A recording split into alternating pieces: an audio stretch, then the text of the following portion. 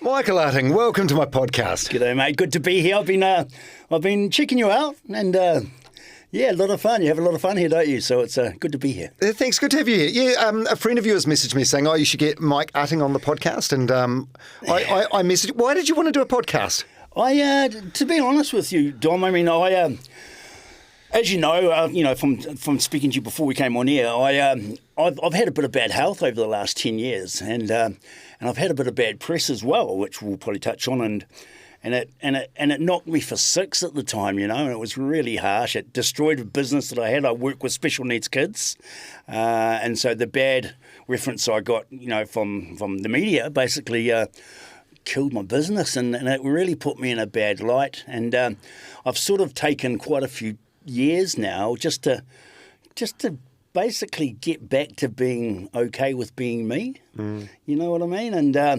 And so Tracy said to me, look, Dom does his wonderful podcast. Have a look. So I had a look. I watched the full Christian Cullen one. What a legend. What a legend. I've seen him at a few engagements before in the past, and he's a nice guy to chat to.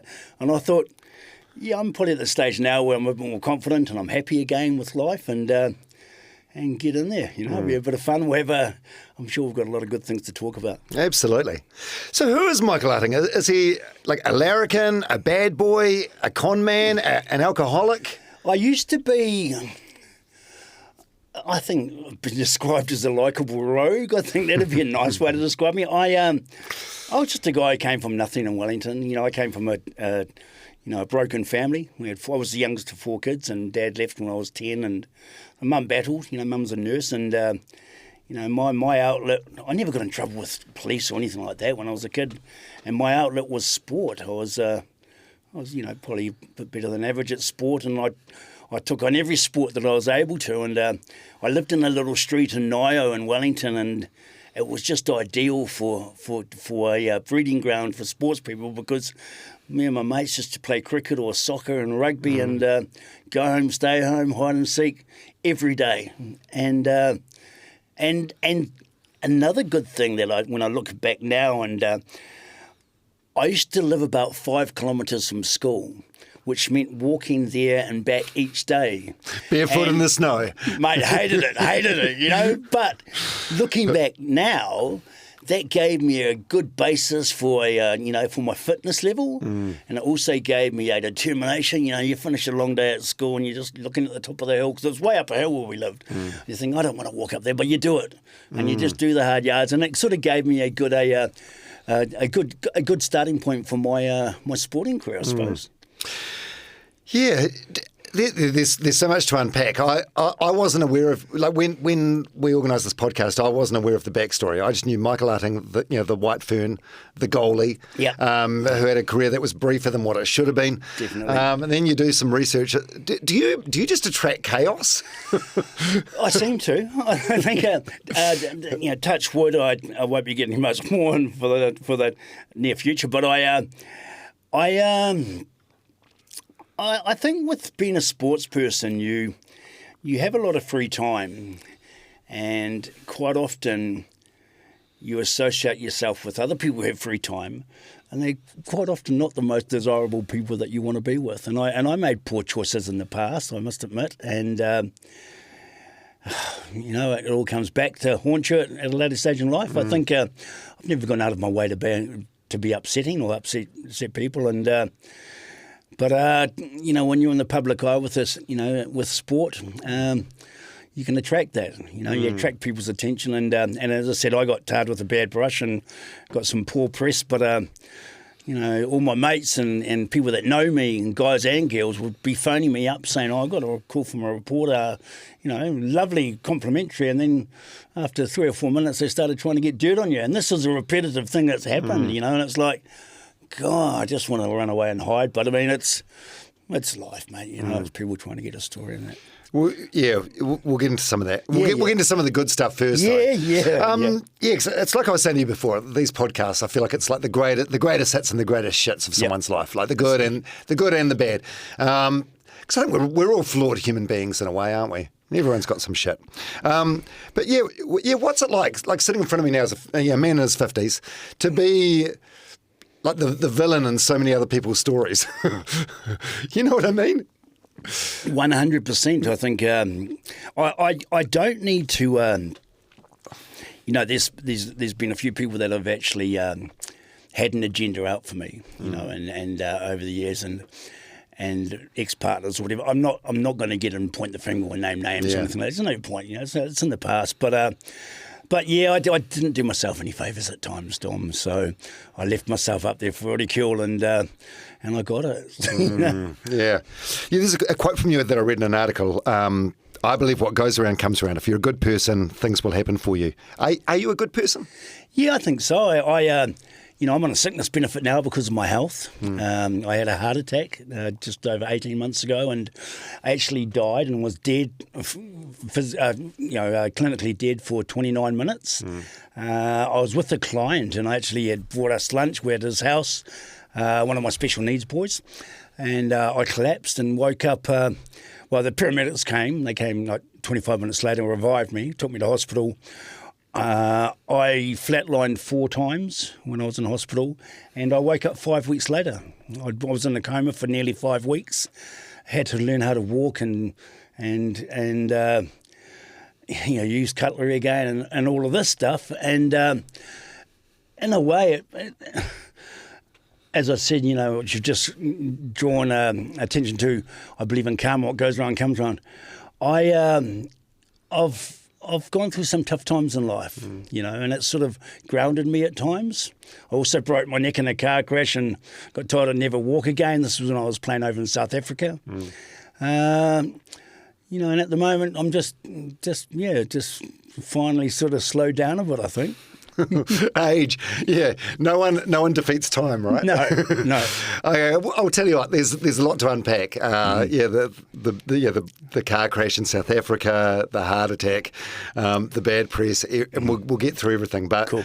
I felt we'll start with the how you got a name for yourself. So you're a footballer. You're a goalkeeper. Yep. Explain that role. Okay.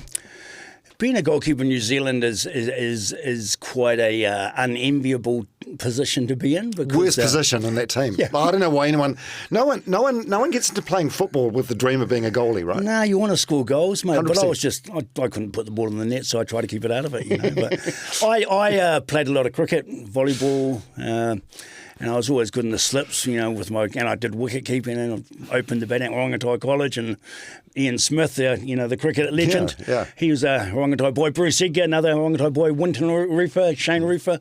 A lot of good sports people went to that school, and I've kept in touch with a lot of these people as well, And I went in goal basically because I didn't want to run around like the outfield players have to do, and so maybe trainings would be a bit easier for me. But I actually found that goalkeepers train harder than anyone else. We do a lot of plyometrics, a lot of power work, and it can be a thankless task as well. You can go for 89 minutes and have nothing to do, and then you're called to do something, and if you don't do it well, people are pointing the finger at you. So it's. But I like that. Yeah, I can't imagine the weight of responsibility. Like, how does it feel when your team loses because you've let a goal in? Obviously, it's a team sport, so the team sort of rally around and they don't hold you accountable or responsible. But do you hold yourself accountable and responsible when that happens? I think it's a mental approach you take into a game where you understand that that's just part and parcel for it. You will make mistakes. Everyone makes mistakes. I was quite fortunate. It's quite funny. When I came back to New Zealand and played for the Kings, and they were the first New Zealand professional football team and played in the Australian League, and I played in the first game.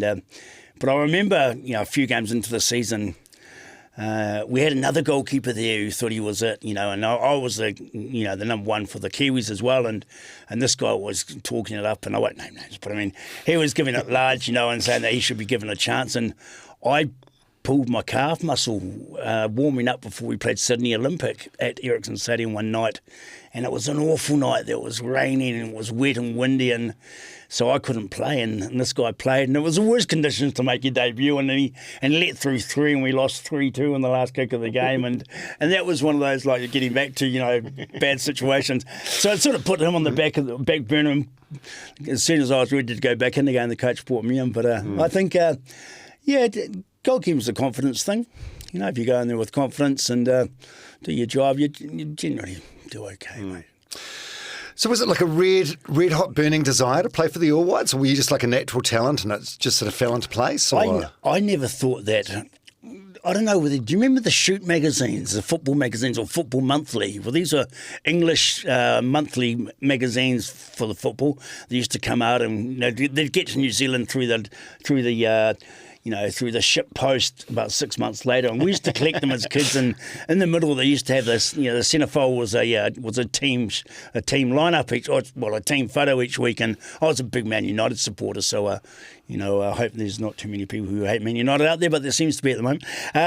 But I just started playing in the street.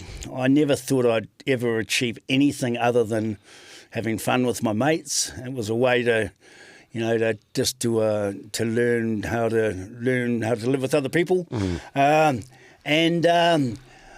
I never had visions of grandeur playing at any high level, and I remember when I was playing in the Wellington rep team and about the under-9s, under-10s, Dom, and we went and played a game at the Basin Reserve, and a young Winton roofer was playing for Miramar in the National League, and he was probably only 18 years old, and it was before he hit the limelight with the All Whites of 82 and that, and I looked at this guy, and he was amazing. I looked at the goalkeepers. Wayne Nichols was the goalkeeper there, Miramar legend, and also a softball legend, played softball for New Zealand.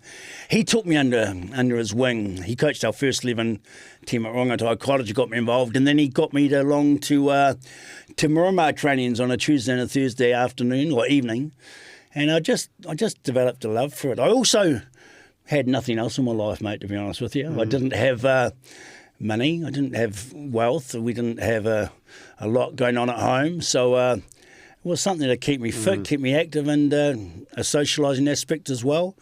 Later in life, obviously, too much of the socialising aspect possibly, but it was just a really nice way to get to meet people and then later on see the world. So, yeah. Yeah, seeing the world. By the way, you mentioned Wellington there. You were inducted into the Wellington Hall of Fame, Football Hall of Fame 2017. Yeah. That's pretty cool. Amazing. I mean, I'm just very flattered. Yeah. I was and I'd love to just draw a reference to the family. The Choates, the David, Mark, Matthew, and Peter Choate, they were stalwarts at the Miramar Rangers Club, and that's my Wellington club. And it's the only team I'll play for Wellington, or would have. And their mum and dad, Judy and Ian, used to run the club, basically. They were on the committee, and Jude used to look after the 4 boys. And I asked Jude to come with me to the induction of Wellington Hall of, Football Hall of Fame, but she wasn't able to, because of her health. But that was probably one of my most proudest moments, because I had people, friends, and the football fraternity were there, and it was sort of a celebration of what I'd achieved, and I'm flattered to be in that, with the likes of the Winton Roofers and Grant Turners, Vaughan Coveney. Vaughan Coveney and I used to knock around as teenagers, mate, and he ended up, I think before Shane Smeltz broke his record, he was the highest goal scorer for the All Whites for a number of years. And we were just 2 blokes who used to go out with $50 each in our pocket on a Thursday night and get down to Arena with Ray Johns and get on it and play football on the weekend. That was our life. We just loved it. We lived like we were professional footballers. I wouldn't say in the way we acted all the time, but football was our everything, and you sort of need that. You need that focus. A lot of people, and I remember talking to Declan Edge, who's a very good ex-New Zealand All Whites coach, player and National League coach, and he's coaching overseas now. And he said to me, did you ever have a backup? Did you have a backup plan if the football didn't go well? And I said, no, I never did. And he goes, well, no footballer does, mate. It's everything or nothing, isn't it? Because if you do have a backup plan, sort of thing, well, you've got to get out and a clause, and footballers are so. You've got to be competitive because it's a small market, and if you look at the players who are playing at the top leagues in the world, they're getting paid quite handsomely, but they've earned it. They've worked hard for it. Yeah, did you earn all right? I made good money when I was in South Africa. I played a season in Australia before I went over to South Africa. And what had happened, Ian Marshall, rest in peace, he was the ex-New Zealand coach with the All Whites. He had received a call from a state club in Melbourne, and they'd been looking for a goalkeeper. And I was in New Zealand under 23 goalkeeper. I think I was 21 or 20 at the time. And he said, would you like to go away to Melbourne and play for a team called Sunshine George Cross? Maltese, absolute nutters. They used to fire flares across the pitch. I used to love it. I was in my element, but they were absolutely crazy. And the club, they would have 2,000 or 3,000 to a game. And the supporters would be fanatical. It was like, this is in Melbourne. And it's like, we used to call it wog ball over there. So all the ethnic communities, the Greeks, the Italians, Yugoslavs, Croatians, they all had their club. And it was a whole identity with the community as well. And people would donate money to the club and they'd spend their weekends there. And I got involved with, this Sunshine George Cross team, that's Maltese. And I lived there with an old guy in his house and, did the 6 weeks. We got into the playoffs, ended up losing the semi-final, but I was in love with Australian football because it was a step up from New Zealand stuff, and then I went and played. I signed for Melbourne, or Melbourne Victory as they're called now, but they were called South Melbourne, the Greeks. And I couldn't get a game because they had a Greek goalkeeper in goal, and his father was one of the sponsors. And that's my excuse anyway. But he actually got sent off in a game, and so I had 3 games to sort of prove myself, and we won all 3. I conceded 1 goal, but as soon as the guy was over suspension, I got dropped again. So at the end of that season, they wanted me to come back and sign for another year, and they owed me quite a bit of money, about $40,000. And I said to them, I'm not going to sign for you unless you pay me my money that's owed to me. And I shouldn't probably say this, but a lot of these clubs have one books for the accountants and another books for which they keep sort of, Oh, like a salary cap thing. Yeah. Okay. So there's that. I think that's quite common, in the NRL as well. Oh, mate, it used to be huge. Maybe not so much anymore. No, not anymore. But back in those days, there were a lot of backhanders and people getting, would have a sponsor that's a car yard or something. You get a free car, that sort of stuff, and everything's got to be extremely down the line now. But so I ended up, going. I'd finished the season. They owed me money. They weren't going to pay it to me unless I signed another contract. So I went and visited. I flew over to South Africa. I had $800, I think, and to my name, and had a couple of bags of clothes, and I took my football gear, and I went over to visit my father, who lives in Durban. He's a Kiwi, but he lives over in South Africa, and flew over there and trained for his uni. He's a professor in civil engineering at the University of Natal. So lived with my dad, and Durban was wonderful. I loved South Africa, and trained with the university team. They have a team in the 2nd division over there. And after 2 days, I got a call from a club called Pretoria City that's actually owned by Mnet Supersport. So a big sponsor. It's a new club. Excuse me. And they wanted to sign me. So I thought, well, you have to sort out this. I'm still on the books at this club in Melbourne, in Australia. So I had an agent called Peter Alfterheider, a German guy, and he jumped on a plane with about $170,000 cash on him. And he went and paid a transfer fee for me in Melbourne, got my clearance, and then I ended up spending about 9 years in South Africa. And wow, yeah, I didn't realize your dad was in South Africa. That makes so much more sense how you ended up over there now. Yeah, what about culture shocks or standout memories from playing in SA? I loved it. In South Africa. I've never been there. Everyone goes on about how dangerous it is and how you're likely to get carjacked at an intersection. No, that's bullshit, mate. I mean, it's like any place you can find trouble if you want it. Find it. Yeah. I mean, I often used to go out, and when I went out with people from the club, would go out with dignitaries from the club, and they'd be packing heat, carrying guns with them, and we'd go to nightclubs, and you'd walk into the nightclub, and on the left-hand side of the door, there's a lovely lady in a kiosk, and who takes your jackets and asks you to come into the weapon room if you've got a gun and hand in your gun. Like a cloakroom. Yeah, it's exactly what it is. But it was a big walk-in safe. And I used to go to these places, and I had a lot of mates who, own clubs and that, and managed clubs. And I used to go in and go into the gun rooms or the safes, and I was amazed. You'd see sawn off shotguns and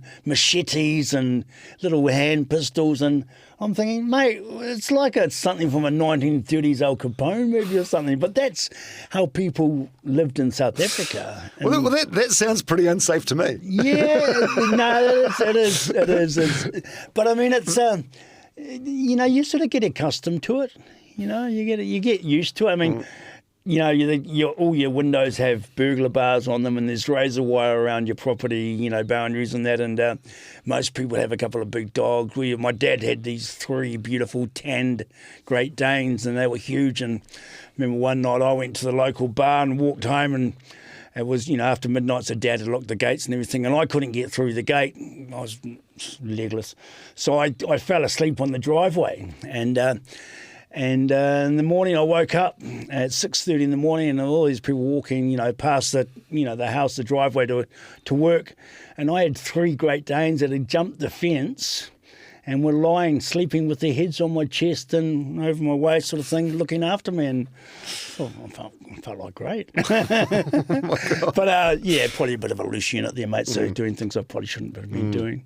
So it was 1995 in South Africa where you broke your neck in a car crash. Yeah. What was the story with that? What happened there? On a Thursday night, we'd had training that morning, and we had a big game against Kaiser Chiefs.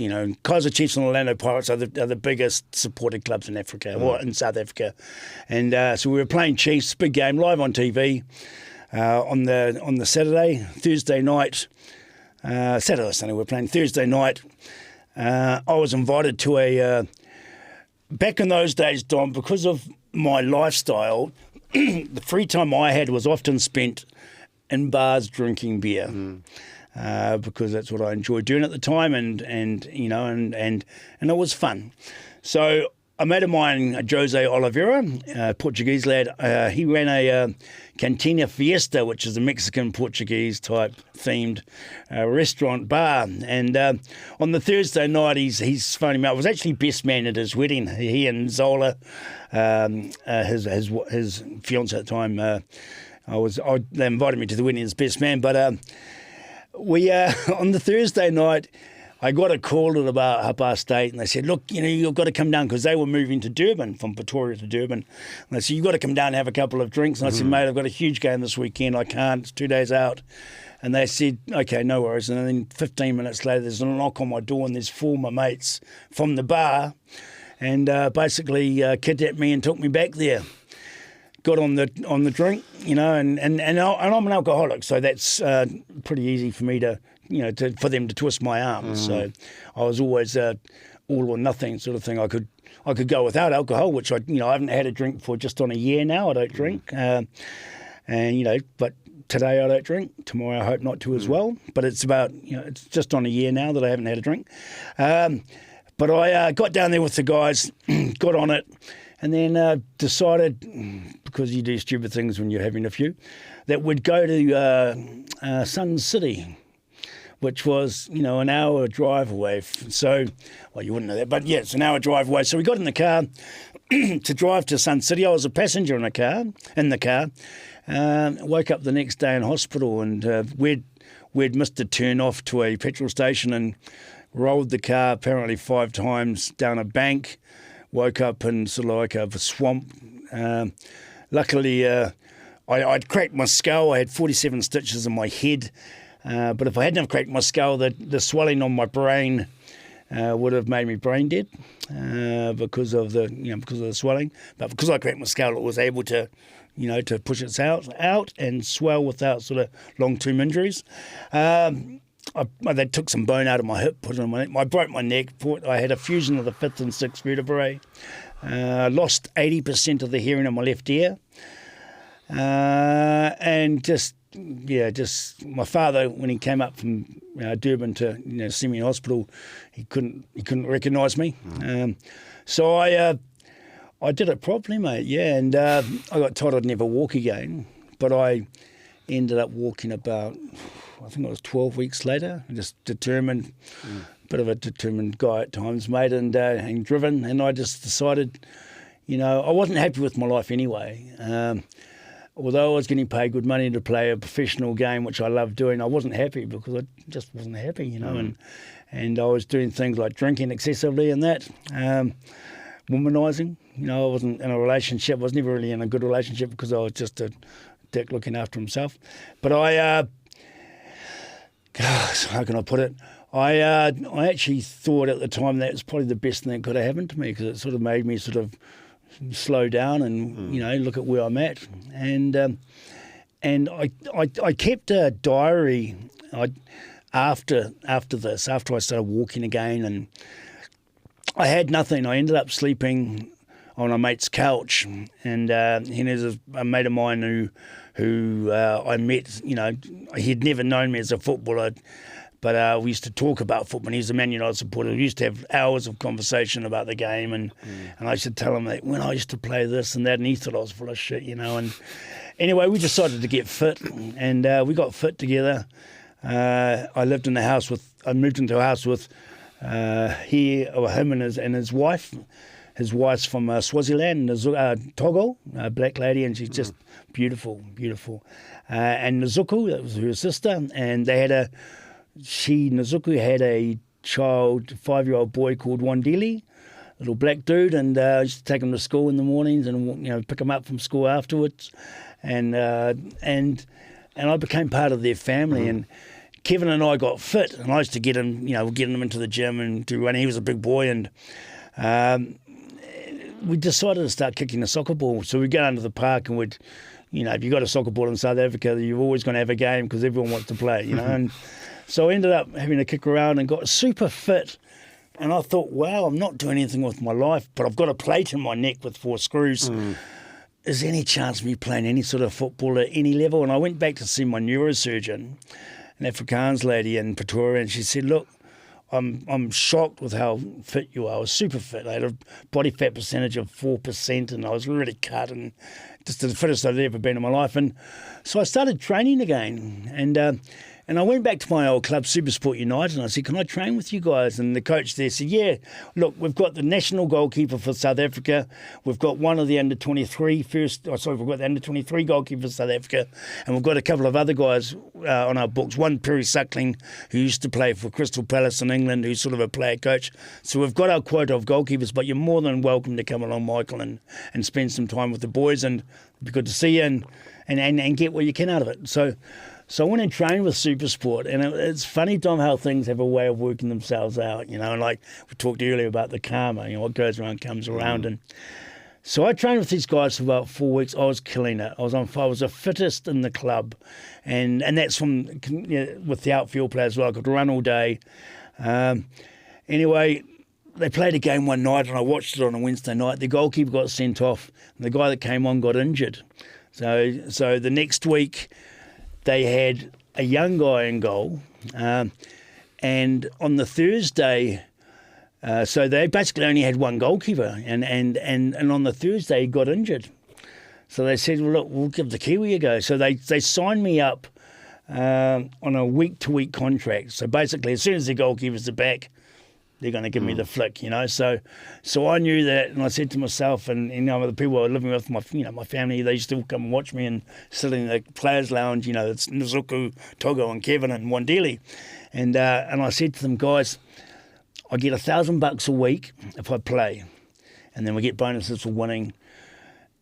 If I don't do well, they've got an excuse to get rid of me, so I've got to play like a king. So I played 17 games for them and got 9 man of the matches. So I played the best football I've ever played. Ken Dugdale, who was the New Zealand coach at the time, he flew over to see me, and it was, you know, how it always is. And he pulled me into the Confederations Cup squad in 1999.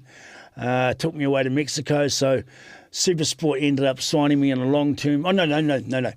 I went overseas with the New Zealand All Whites to Mexico and starred for the All Whites, played as the number 1 goalkeeper, playing against Brazil and stuff. And I remember in the changing room before the Brazil game, we're underneath the ground and you could hear this, whoa! And it was it was the Germany-USA game. It was our curtain raiser. I'm thinking, Germany-USA, this is huge. And we're coming out to play against Brazil, and we have our team talk, and Ken Dugdale sort of said, would anyone like to say anything? And Michael, obviously, what you've been through with breaking your neck and, how are you? How's your head? Because there's like 70, 80,000 people out there. You're going to be busy, mate. We're playing the best team in the world. We're ranked 101st, they're first. So how do you feel? And I said, are you guys fucking serious? Sorry about the language. No, that's all right. It's a podcast. I said 6 months ago, I caught a soccer ball for the first time in 2 years. After being told I'd never walk, never play football again. And now I'm about to line up with the national anthem of New Zealand with my mates, and I'm about to play against Ronaldinho on the Brazilian national team in Mexico in front of 70,000 people.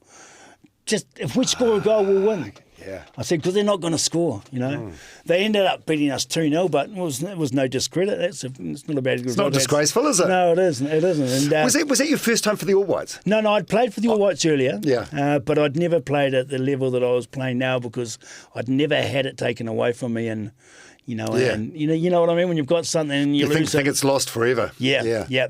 So I did that, played well there. And then at the end of the tournament, I came back to New Zealand, spent some time with family and friends, and my mum down in she's in Greytown now, but she was in Waikanae. So she was pretty happy with me at the time. I'd been doing some good for a change, which was nice.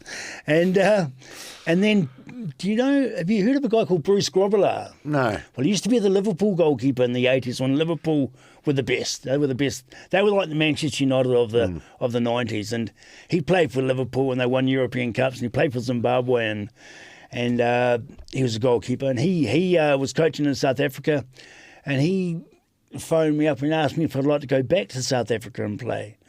And he'd just taken over the position at my old club.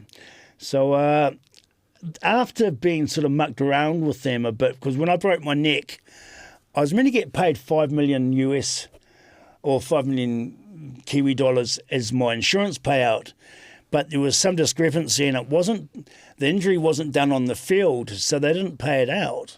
So I was left with nothing, and the club sort of stitched me up. So when they asked to sign me again, I'd said, look, yeah, okay, I'll do that. But I made them, my agent made them pay me, quite handsomely. I played for Supersport United and won the goalkeeper of the year in the league, and won the FA Cup for the bobsleigh Super Bowl against Kaiser Chiefs in front of 100,000 people, and got man of the match in that, and just things just started flying for me. It's just really appreciative of being able to have another go at life and play football, I suppose. Yeah. At your peak, how good do you think you could have been if everything had gone right? Like you mentioned before, Man U. Like, could you have like, been earning huge money in the UK if you? Yeah, Dom, I'm probably and thinking back now, if I, the old scenario, if you knew then what you know now, Hindsight. Where would you be? Yeah. I was fortunate to. When I went to South Africa to train with a guy called Gary Bailey, who works for Supersport, he runs and owns a football show. He covers all the English footballs. He's like huge over there, and he used to play for Manchester United. He's a goalkeeper there, and funny how he was my hero when I was a kid growing up, And then Bruce Grobbelaar, the Liverpool keeper, was another one of my heroes, and he signed me. These guys were the best in the world playing my position, and they told me, you should have been playing in the Premier League. I'm not just making that up. I never had a mentor. I never had anyone a father figure in my life to guide me. And I suppose that's why I went off the rails so many times. And because I never had someone pulling me in. I never had the accountability. I never had any sort of just that guidance, that grounding. And I think if I had had that, I would have definitely achieved a lot more, because at the end of the day, I was watching these guys on TV. Remember buying the Shoot and Football Monthly magazines, and swapping magazines, centrefolds, football team strip, photos with my mates. That was it for me. I didn't think we got any better than that. Yeah. But when when I went overseas and played against, the best players in the world, I actually realised, it's not much difference if you rate yourself and you put yourself out there, and we come from a little place in the South Pacific, but, we sort of box above our weight, don't we, at times, Kiwis? And when I got that opportunity, when I finished playing football, when I got older, and because when I was younger, playing the game was never really my highlight. It was more training, because being a goalkeeper, you go on the field and if you make a mistake, you're in the shit. So I used to really look forward to the final whistle being blown, and hopefully I've done well, which generally I would. But it can be quite daunting as well, being in that position. It's sort of a fear of failure, I suppose. I used to think that if I don't do well, I've got nothing else. That's my life. So that fear of failure sort of pushed me to achieve. If that makes sense. Oh, it makes a lot of sense. Like I've had Sir John Kirwan on the podcast, and he said the same thing. It's probably related to your mental health. Like he talked about a game he had in the 80s where he played it out of his skin, and afterwards he's like, "Well, I'm going to be dropped tomorrow." Like he just couldn't see it, and it was constant fear. Yeah. And I suppose it is like in that high performance circle. It is like that, eh? It's like 100%. You're only as good as your last game. Yep, 100%. So your last game for the All Whites, so that was 2002? 2003. 2003. We went to the Confederations Cup in France, and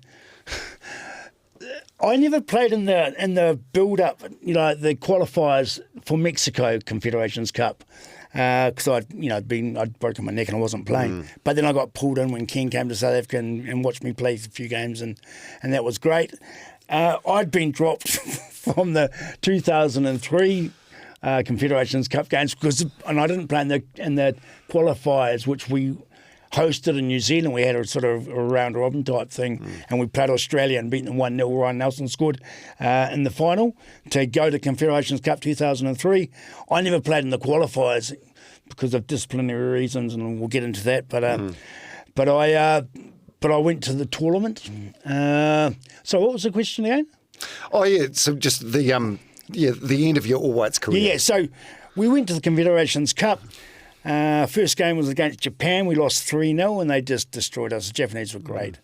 Second game was against Colombia, and I got man of the match in that game. They had a great game, probably my best game I ever played for New Zealand, although we did lose 3-1. But it was wonderful, and I was on fire. And then our last game was against France, and playing France at the Parc de France in Paris in front of a full house. They're ranked number 1 in the world, and they've got players like Thierry Henry, Wow. Just different class, I remember when Ken Dale said to the boys before we went out onto the park, he said, "Guys, we're having our team talk in the change room," and he said, "Uts, anything you want to add?" And I said, "Guys, they're the best team in the world. Who cares? We'll go out there and give them Kiwi, kia kaha, be strong," and giving it all this stuff. When we got into the tunnel, Dom, and we're lining up to go out onto the pitch, because the Kiwi boys are quite big, the French were huge. They were all they were built like brick shit houses, they were massive. And I thought, give them a bit of Kiwi, they'll beat the shit out of us. So we had a fight with these boys. And when we played against them, we lost 5-0. We were losing 3-0 after 90, and they scored a couple of goals in injury time. So it was a bit unfair, the final result or the score. But they could have turned it on at any time they wanted to, Thierry Henry, he and Ronaldinho are the two best players that I've played against. And I've never seen someone with that pace. He was just amazing. And, after the game, I swapped shirts with the goalkeeper and we chatted, and we're in the. I actually got drug tested, and so I had to go and sit in this drug room with people watching me from FIFA, and he one of the Michael Utting, who was the Manchester United left back, and he played left back for France, and was sitting down talking. He's telling me about David Beckham, who'd been going through all this shit with Alex Ferguson, the manager of Man United at the time, and this hairdryer situation where Ferguson had kicked a hairdryer and it hit Beckham in the head, and he cut his head, and Beckham ended up leaving and I think he went to Madrid, Real Madrid then, But he's telling me all these stories about it, and I'm thinking, mate. And I looked at his shin pads, and he had his shin pads, and it had his photo on them, and then his signature on his shin pads, and I had these little Lotto thing. Lotto was my sponsor, and I'm thinking... like you buy at Rebel Sport. Yeah, exactly. But I'm sitting there thinking, the gap is so wide, but it's actually so small as well, and I think, if I had the opportunity to do it all again, I would have done it a lot differently, Dom. But in saying that, I'm extremely grateful for what I did achieve. So it seems like you're on fire at this point. So you're playing some of the best football of your career. So what happened with the All Whites? Well, was it just all off-field stuff?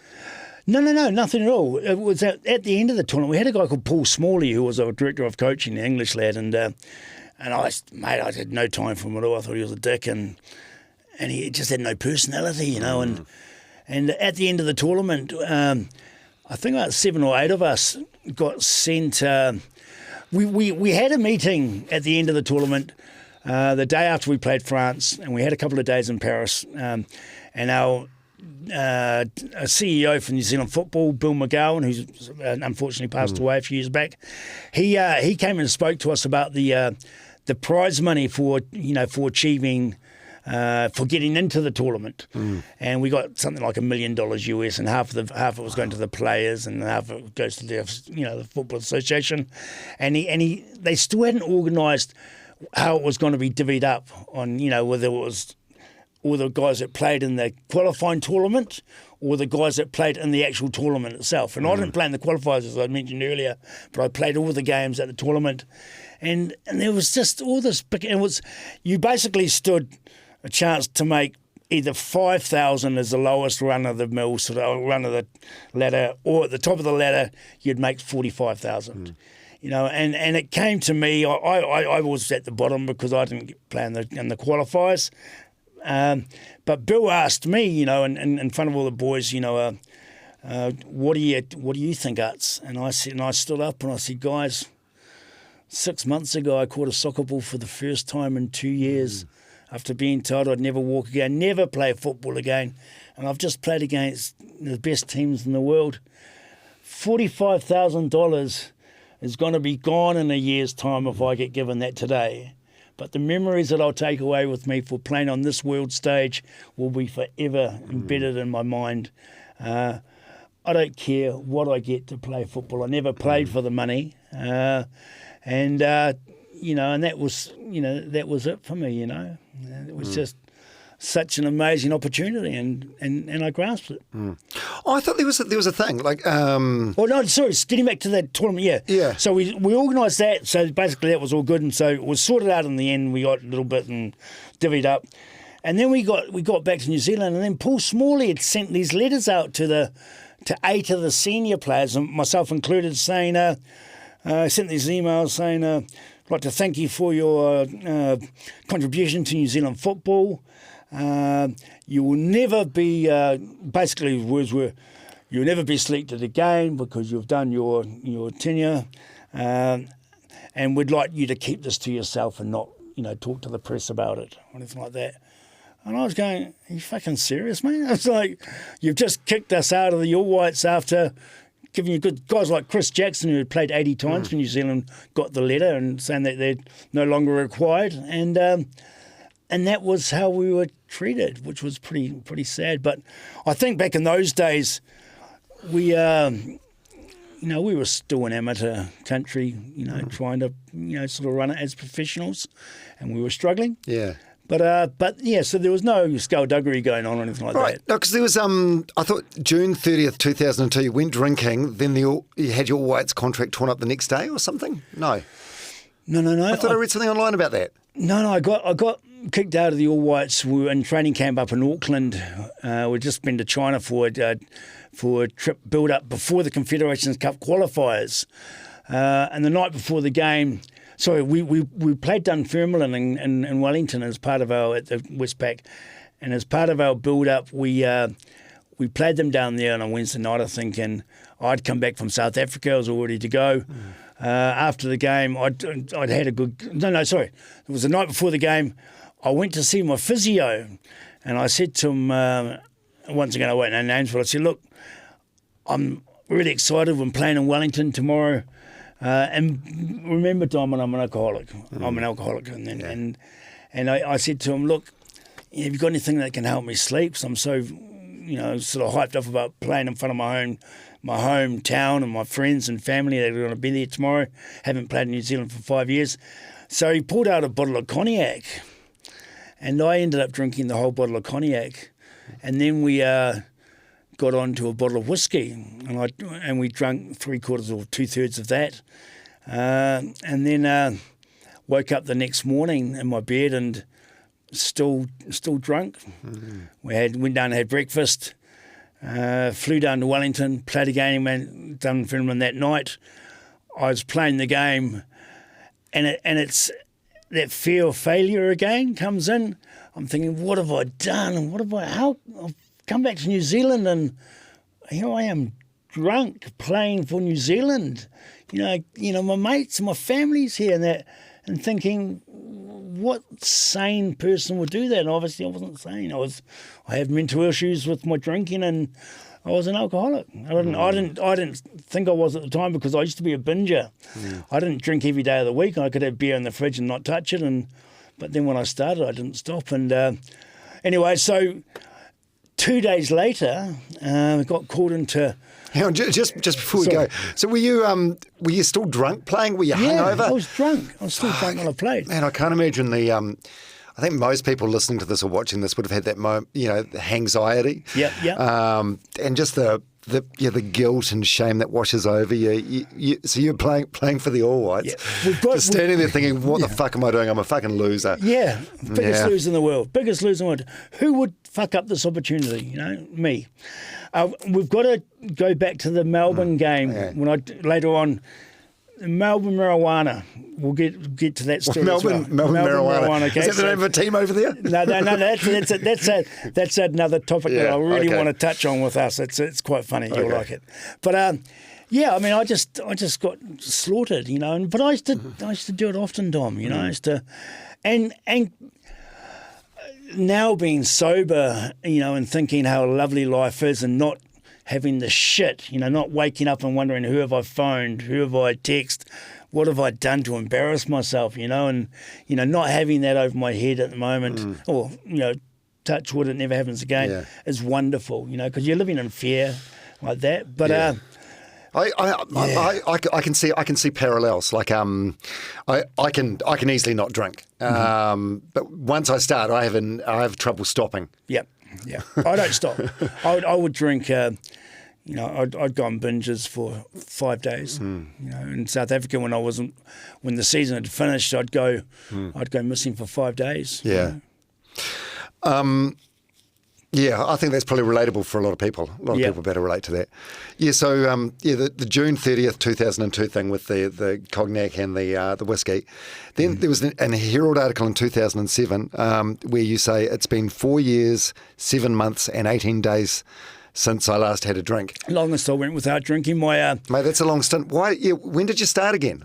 You were doing so well. I was doing great. My life was fantastic. I was playing good football. I was playing for the Kings at the time, and then I met a lady who I ended up. I've only been married once, and we have a beautiful child, which is what we got out of it. I have a 15-year-old daughter now, who currently not talking to Dad because she thinks her life is just too busy. So I think I've been told that's just a 15-year-old's mentality, isn't it? But she'll come back when she's 30. But she's my best mate. But I met a lady and we fell in love. And we used to have, she's Scottish, and the Scots like a drink or two. And a lot of her family out here in New Zealand, living here as well. And we ended up buying a property together. We ended up getting married in Rarotonga. But her family and she used to say, God, it'd be good if you could just drink because you have so much fun anyway. You're the life of the party. And I said, well, I don't need to drink then, do I? And she goes, yeah, but it'd be so much nicer if we could have a drink. And so then we said, okay, let's just have 2 drinks then. And mate, it's like, I'll have the 2 drinks, but I'm just wanting to sneak in or have another one, and it's easy. It's all or nothing if you're, if you're a drinking alcoholic. And And so having a couple, that was just basically opening the boondocks again and knowing that it's going to lead to worse things, and it did, and it, in the end, cost me my marriage, and it cost me my I don't know, sobriety and my sanity, I suppose, to a certain extent, because what do you do? What do you do in these things if the results are so negative in your life, and you just keep doing it? Oh man, how many other breaks have there been between then and now, like 2007 and? Well, now I've just done it just about a year. Yeah. I've never done hard drugs. Smoked a bit of pot, as I think quite a few Kiwis have, but I've never done hard drugs or anything like that. I have to inject myself because I'm a diabetic, but I don't know how people can inject drugs into their body. Oh, it's just scary. I've had a couple of times where I've probably been about, I've gone for months without drinking. But this is, finally I'm at the stage now I realise after all the health issues I've had with my heart and having a cardiac arrest and, and I've put on all this weight, but I'm walking every day and I'm I've turned the corner now where I feel like I can get very healthy again, and I'm working towards that, but I'm doing that, over a long period of time rather than doing it all today. Yeah. So, just moving forward, I suppose, and staying off the alcohol for me is the biggest positive in my life these days. It's bigger than anything. Well, I don't think there's too many people in the history of the universe that have quit alcohol and said their life got worse. No, exactly. Yeah. Exactly. Hindsight. We've talked about hindsight, and it's a bit of a pointless game, but. Fuck, you think about how different your life would be now if you didn't start drinking again after quitting in 2002. Yeah. I look at some of the players, the goalkeepers that I've trained with, especially in Australia. I trained with Mark Schwarzer, who ended up playing in England for years. He played at Middlesbrough, and Mark Bosnich, who played at Manchester United, and Steve Matone, who played at West Ham. And these guys that I used to train with, I used to think I was as good as them, without being too cocky. You've got to be confident, obviously, if you want to achieve. I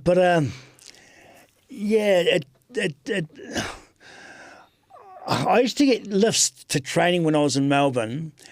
I used to get picked up by a guy called, he was a year younger than me, a guy called Kevin Muscat. Now, Kevin's now coaching in Saudi Arabia, I think, or Japan or something, but he played for Australia, played for Millwall, played for a few clubs in England, was renowned as a super hard man. He was dirty but he played at the first of all at Sunshine George Cross, the Maltese club that I went over there to first play with. Then we went to South Melbourne together. I look at what he's done, and I could have followed very easily, I think. But as I said, I didn't have that direction or that North Star grounding. Or that role model. Yeah. Does it make you feel sad? Well, not really, because I look at what I did achieve, and for a guy that grew up in Nio, in a broken home with nothing, all my mates used to have bikes and all that and soccer balls, and I didn't have any of it. I had none of these toys and these joys that they had, and I was always sort of hanging around with them, and so everything I got was like second hand or anything like that. So to achieve what I achieved, I think was pretty special anyway. Well, what was the going back to the story before? What's the Melbourne marijuana story? Marijuana in Melbourne, mate. I've got to tell you this one. I went to Melbourne, as I said, to play for this Sunshine George Cross, and season had finished, and I go to Melbourne, South Melbourne, and they're a Greek club. Okay, basically Greek ethnic community supports them, and so I end up going there, and you're allowed 3 people over the age of 20 to play in the under-20s, which is like the reserve team league. So I was playing predominantly for the reserves. And, excuse me, I'll just have a sip of that. Yeah, for sure. How you doing? You coping all right? You doing all right? Yeah, mate, we're going well. I'm loving it. I'm really enjoying sharing with you, so thank you. Is it is it uncomfortable talking about this stuff, or is it okay? Yeah, cool. I'm an open book, and I'm happy to share, mate. Yeah. I'm happy to share. I think if it can, and possibly help people as well. Yeah, for sure. It's helping me. Yeah. Because it's putting my thing across, which I couldn't speak about before, about that stuff, because it was just shit. But addiction's a complicated thing, right? yeah. It's niggly. Yeah. Getting back to the Melbourne. Yeah. Yes, please. So we it was cup final week, and the seniors, the first team, they had qualified for the final. They were playing Melbourne Knights, so it was two Melbourne clubs playing in the final at Concord Oval in Melbourne, and the curtain raiser was the under-20 national final, and lo and behold, my under-20 Melbourne team had qualified for that. I was a captain, actually, and obviously I was 21. I was the oldest guy there because I was, whatever. Anyway, so we were meant to be playing the Sydney Olympic, which is another Greek club, on the Sunday. We trained on the Thursday night, and then afterwards I went to see a mate of mine, a Dutch guy who he lived with a girlfriend or mate in Melbourne in the city centre sort of thing. And they had this beautiful house surrounded by these huge walls and just all this beautiful, plant life and that. And it was amazing to sit up there. And he had these two big, he goes, I'd been to the house a few times and I knew her. I didn't really know him, but I got to know him and we became friends. His name was Hans, and he goes, Michael, I want to show you my friend. So he took me out into his backyard and walked around and saw this big compost heap and compost bin and saw these beautiful, huge marijuana plants. And they were both about 10, 11 foot tall. They were huge. And he goes, I've got a present for you. And he actually took me back inside and he gave me this big, it was like a size of a pillowcase full with pot, and I wasn't a pot smoker or anything those days. I had a dabble every now and again. Anyway, so I said, "Oh, okay." And he goes, "Well, let's have some." This is a Thursday night, mind you. I'm meant to be going home, getting ready for this big game on the Sunday. The addiction side of me comes in again, kicks off again. So I woke up, thinking it was Friday morning. It was Sunday morning. Oh. We'd been on it from Thursday night and we'd gone through Friday. The only time we left the house was to go to get some takeaways and munchies. Saturday I thought, well, we'll have a couple and then I better get home in the afternoon. Obviously that went out the door. Sunday morning I wake up at 10 o'clock in the morning. I've got to be at the stadium at 12 o'clock. 2 hours later. 30,000 people are going to be at this game, and we're playing the curtain raiser for the big game, but still a cup final for that under 20. So I drove home, got my suit, put my suit on, and drove back into town. I didn't have a cell phone back in those days. That was still back in the old days when the phone was stuck to the wall at home, And so I drove to the stadium, and I'm getting there. It's about 12. It's 12:05 or something. I'm going to be there at 12 o'clock. And I think our kickoff was like 1, and then the big game was at 3 or something. Anyway, so I arrived there, and when I get there, I can sort of hear this roar and stuff. And I'm walking to the back of the stand sort of thing, and there's all the dignitaries there. You park your car, and you got to have your press pass and that stuff. And I'm thinking, what's going on? Our game was brought forward an hour and a half. So we kicked off at 11:30. So they've been trying to get in touch with me for days saying, and so I get in there. I'm stoned out of my nut, mate. I'm walking in there and I've got shades on. It's hot. It's like 35 degrees in Melbourne and sweating like a bloody banjo. And I'm walking in there going, no, what have I done? I've done it again, you fucking idiot, Walk in there and all the Greeks going, Michael, get in the change room. I go into the change room, whatever, Jack or whatever, the kit man gets me on kit, and so I go to put my kit on. I think, no, I can't even stand up. And so I strip off, jump in the shower, ice cold for 2 minutes. And then Jack comes into the shower and he goes, Michael, you've got to come on. We need you. You're the leader. You're the captain for the boys. And so I get my kit on. I go out there. And it's like they've played 40 minutes, and it's 0-0. And they sub me on with 5 minutes to go to half time. And I'm going, oh, no, why don't we just wait till the half time? We're doing well. We don't want to, So they sub me on. I go on. I can't even stand up properly, mate. I came up for 2 one-on-ones, like one-on-one with the striker, and one he smashed and it's hit me in the face and gone out. The other one he smashed, hit me in the knee. They look like great saves, mate. I'm just trying to stand up, and I don't go for any crosses. When we get a couple of goal kicks, I get the defender to take the goal kicks. I'm an embarrassment. We come off at half-time. We scored before half-time. So it's like, so we go into the change room at half-time. I'm straight into the shower again to have a cold shower, and Jack comes in. He goes, "Mike, are you okay? The coach wants to talk," and go back out there. I still can't see, mate. I'm honestly seeing double, and I'm thinking, well, that's probably what smoking pot for 3-4 days non-stop does to you. And in the end, we won 1-0, and I ended up having quite a good game. I can't remember any of it, And is it online? Like, have you seen it on YouTube or anything? But afterwards we got the cup and all that stuff, and that was just one of the lucky sort of instances where I got away with being an absolute dick. So you tell these stories, and you tell them, and they're very funny stories. Only they're not funny. Like, it's your life, and you've this incredible talent, and you're just sort of capitulating. Yep. It's fucking sad in a way. It's tragic. Well, very sad, because you're waking up, and one of the worst. Well, there's a lot of negatives, but one of the worst things is because I didn't have any sort of guidance and help, and I needed it, but I never found it. I never went out to find it either. I never really looked for it, but I needed that help.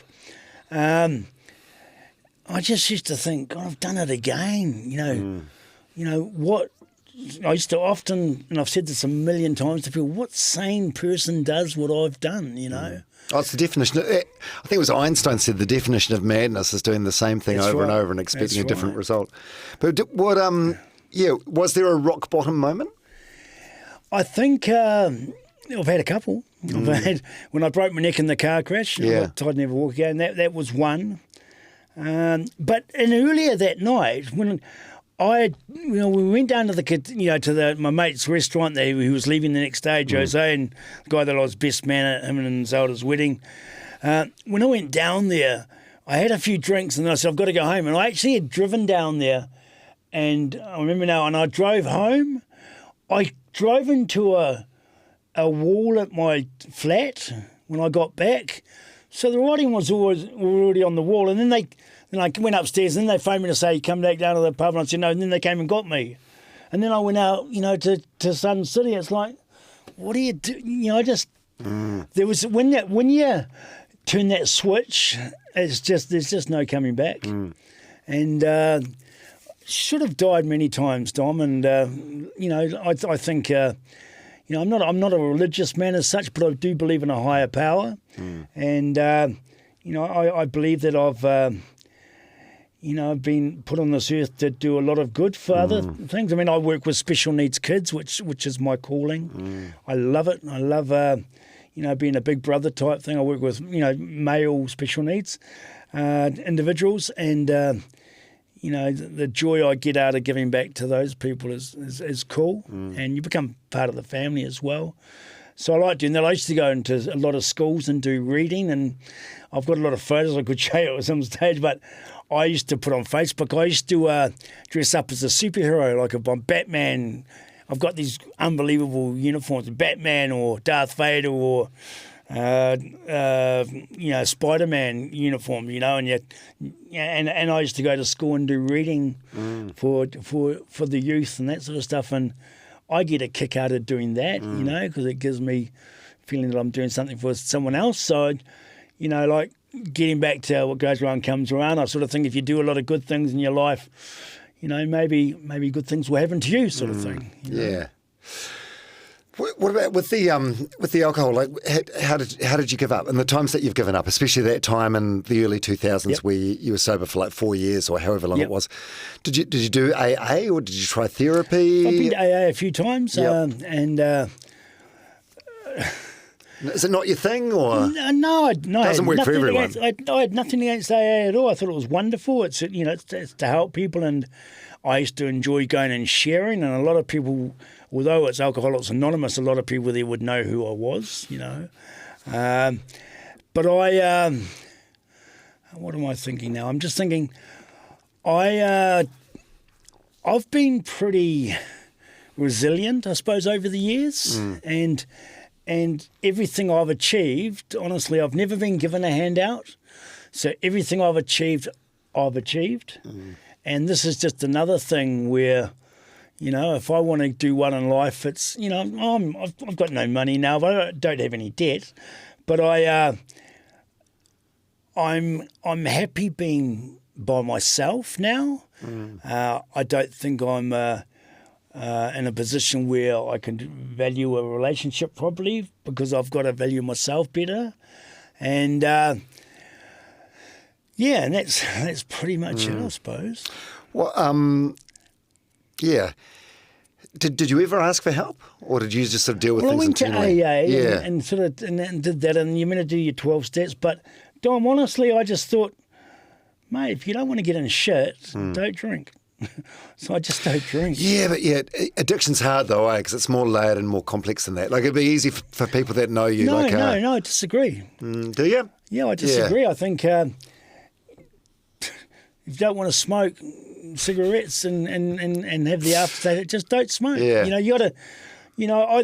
I've got to be driven to have achieved what I've achieved, and although I might have missed out in certain areas of my life, maybe with the guidance and probably I'm not the sharpest taxi in the rank sort of thing, the brightest taxi or whatever, but sharpest tool in the shed, whatever. But I've always been quite driven, as I said, the fear of failure and having nothing else to have in your life, so you've got to achieve here, otherwise you're stuffed, and that's the same with the alcohol, I suppose. It's like it's all or nothing. I don't like what I've done to family members as far as embarrassed. Have you? In what way? I'll tell you an example. When I was in South Africa, my father was married to a beautiful lady called Alice, Indian lady, lovely, and when I used to go and stay with him, there was just so much love there. And we went down for Christmas one year, and my father didn't know I was a drinker. But I went to a Christmas in Durban and Chatswood, and it was with my father's wife's, his third wife, I think. Alice's family in Chatswood, the Indians, and beautiful people, and they prepare their food and they eat it with their hands, and it's just traditional English dishes and Indian dishes, and I went and stayed with them, and on Christmas Day I went into the kitchen to get a lemonade, and the maid was in there, one of the maids, and she was doing the dishes, and I said to her, Cynthia, you can't do them, you're meant to be there out and having fun, don't do the dishes, this is Christmas Day, this is your day to enjoy, be part of the family, and I saw a bottle of straw rum, so I thought I'd have a little, have a straw rum and do the dishes.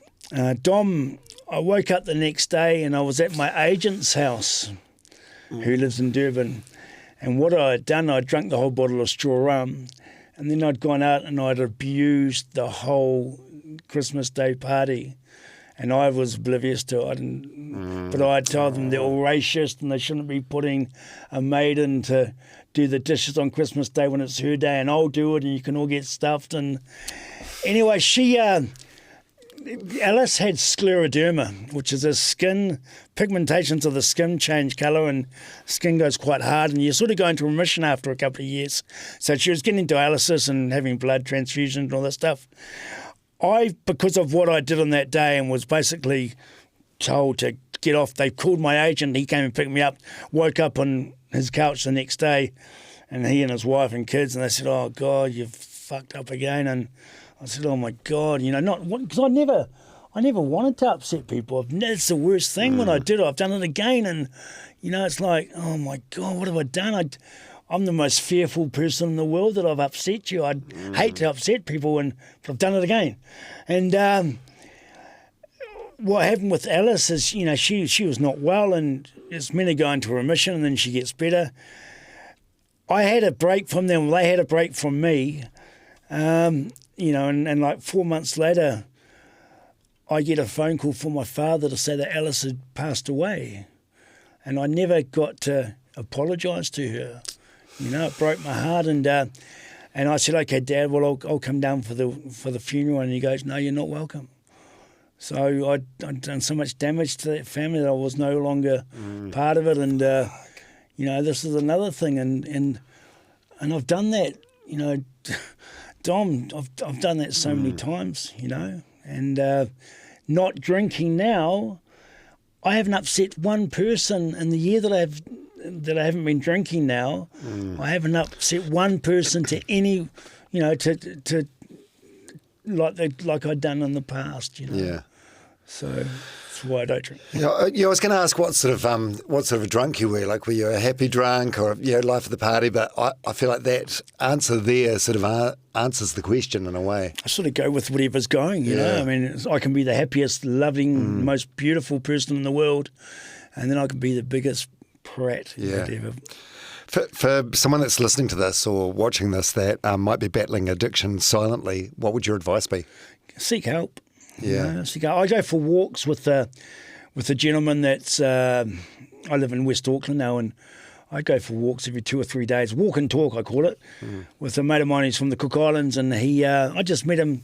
I actually go to the cemetery in West Auckland, and I go and have picnics there by myself. It's a nice place to go and be at ease by yourself, and a place where you can just chill out, And I met this guy. He was walking his baby in the pram, and he said that he's an ex-P head, and so we've created a relationship. He has a partner. He doesn't live with her because they were both addicts, so they've got a break, but they've got a little 13-month-old baby, and and part of me being good for myself and part of my treatment is sharing with other people as well.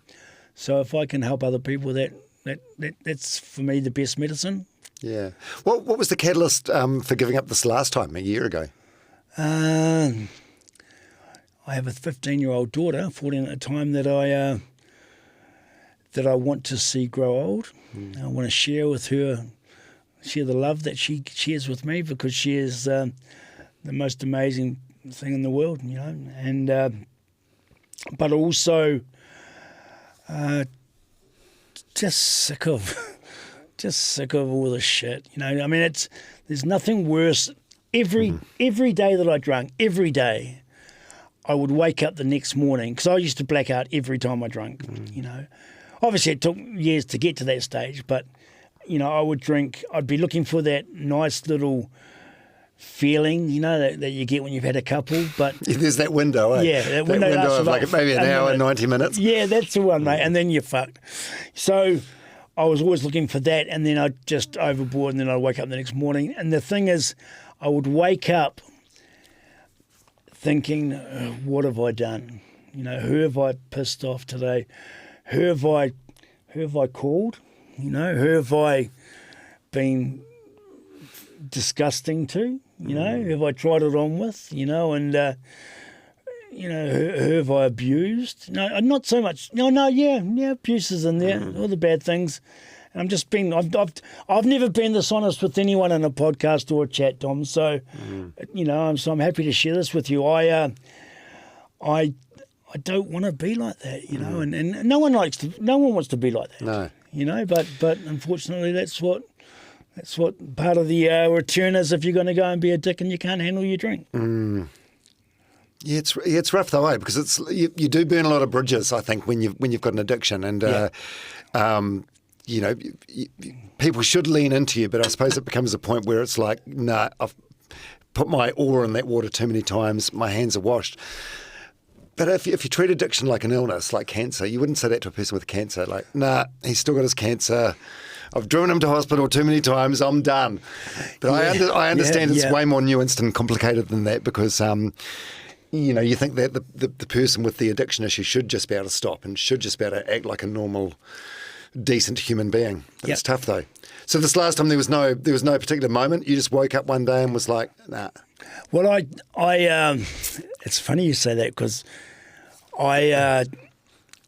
was smart enough to realise that I've been in that position that you're just saying, was there a moment? Another rock bottom. I've been in that moment so many times that I don't want to be in that position again. So I don't want to go to that moment. So if I don't drink, that moment's not going to come up again. If you know what I mean, you know. And so that's, I suppose it's growing up, isn't it, mate? Yeah. You know. But it's a scary place to be, you know, it really is. What, sobriety or? No, being drunk, you know, and not knowing what you've done. I've sort of, because I've had that poor press and that, and I got a good wake up that it doesn't matter if you do 100 nice things, you know, if you do one bad thing, people are going to draw reference to that more than the other stuff. But that poor press, we'll get to that. That's on the next card. Yeah. So just the controversy card. That's cool. So just I've cut out. I always used to think because of my shortfallings, you know, I've got to help other people. You know, sort of helps me. It's my medicine is by helping other people. It helps me, but. That's actually quite a defeatist sort of attitude, because if you're always trying to put out fires and that sort of stuff, you're not really grasping what you're here for, and that's to, just, you know what I mean? It's like, just to go along with that. So, I don't know where I'm going with that, but have you ever seen a therapist, or you done any therapy? Like, there's got to be a reason that you were attracted to drinking in the way that you were, like trying to run away from something, or trying to escape from the reality of your life. I don't know. I think definitely get away from shit. You know, it gives you that sort of that heightened, you know, that buzz. Quite often. Sports people get a buzz out of playing sport, and they do everything 100 miles an hour, whether it's drinking, partying, or playing sport, and it's a flow on from that, you know. Yeah. Well, I hope you never drink again. Yeah, no, But I understand it's more complicated than that, and you might slip up, and that's fine too. Yeah, I don't want to ever drink again. I value my life. I gave up on life, Tom, a few years ago, and thought I've had bad press. I've had shit. My health's been crap. My life is, you know, I didn't achieve what I could have achieved. I've got no money now. I'm broke. I'm alive. A mate of mine, as I said when I came here today, a mate of mine committed suicide yesterday, you know, and he's never going to be able to do what he would if he was still alive now, you know. I've had so many friends that I've known through football and through life that are no longer here for whatever reasons. You know, I've had friends who have died of AIDS in Africa, and I've had friends that have been killed in car crashes, friends that have had heart attacks, and friends that have taken their own life. A lot of sportsmen I know, probably about 7 or 8 mates of mine that have taken their own life because they don't have the financial backup and wealth and limelight that they once had anymore, and they can't deal with that, you know. And so I've seen all that stuff, and all I can say to, you know, and from where I'm sitting is, you never get the opportunity again if you take your life. You know, it's your last act. Yeah, I mean, I should have died in a car crash when I broke my neck, you know. I'm lucky to be alive. I had a heart attack and I was dead, and then I flatlined 4 times when I was in a coma, you know. I shouldn't be here, so, you know, come on. You know, look at yourself and think, maybe you should try a little bit harder and be a bit more focused with, you know, not trying to end your life. Fuck, you must have been like just a phenomenal player. I'm just thinking of so people that are selecting you for a team, they're like, oh, yeah, we've got Michael Utting, but this is the baggage he comes with, and they were still giving you these opportunities regardless. You must have been phenomenal. It's funny you say that because I never knew how good I was, you know, and I think I was, without being a dick, I think I was a lot better than what I ever thought I was. I play the game, and you show this confidence because that's what you need to as a goalkeeper. You need to portray a confident, outgoing, a cockiness, for yeah, sure. of course you do. But I never, as I said, I was always scared. I was always scared, and it's interesting because I just I don't know. So many things could have been different, but they're not. That's the way it goes. Yeah. Yeah, it is what it is, eh? Yep. Past is the past.